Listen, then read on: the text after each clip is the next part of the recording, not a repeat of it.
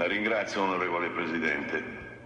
Ma il capitolo 9 è pregno di elementi che richiamano l'insularità, in particolar modo le isole, non piccole isole, Assessore, le isole minori della Sardegna, anche gli arcipelaghi della Sardegna.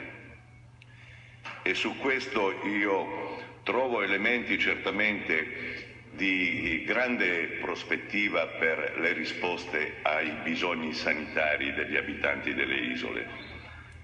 Parto però da una considerazione che è stata fatta negli interventi che mi hanno preceduti, perché anch'io guardo con preoccupazione a Carloforte, così lontana e speculare dalla mia realtà insulare, che è l'arcipelago di La Maddalena, ma non posso che pensare con preoccupazione a chi non ha nulla o ha poco.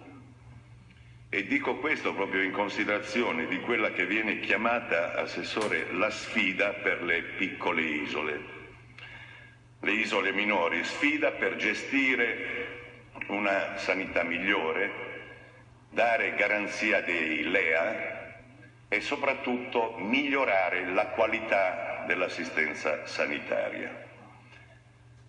È un bel discorso di prospettiva, contenuto soprattutto nel capitolo 6, dove si parla degli ospedali di area disagiata e per i quali si stanno prevedendo interventi di particolare interesse che oggi non sono previsti, però io richiamo l'attenzione sullo stato dell'arte. Oggi non abbiamo condizioni di garanzie. Non li abbiamo per i motivi che richiamavano la situazione di Carloforte, non li abbiamo anche laddove, come nel caso dell'arcipelago di La Maddalena, esiste un presidio ospedaliero. Lo stato dell'arte oggi ci dice che così non va bene.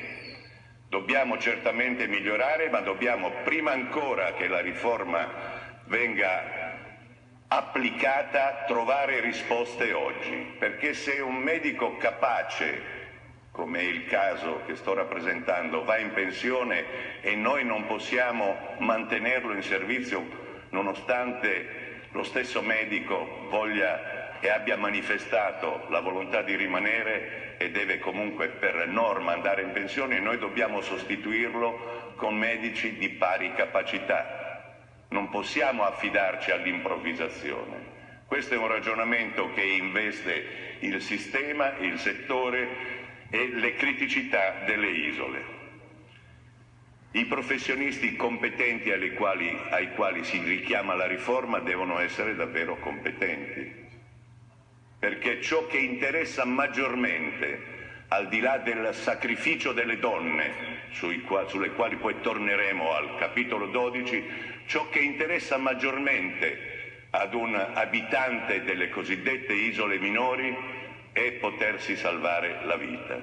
Noi dobbiamo essere in condizione di intervenire per garantire quella sicurezza, oltre che tutti i servizi necessari, perché poi c'è la prevenzione, poi c'è la diagnostica, poi c'è quello che arriverà con la riforma, anche la possibilità di interventi in day e week surgery. Ma adesso noi dobbiamo lavorare per monitorare la situazione e renderci conto che lo stato dell'arte ad oggi ci dice che ci sono condizioni inaccettabili, sia perché ci sono anche professionalità che si sono impegnate e consumate, ma perché non sono state poi sostituite o perché ci sono scarse professionalità.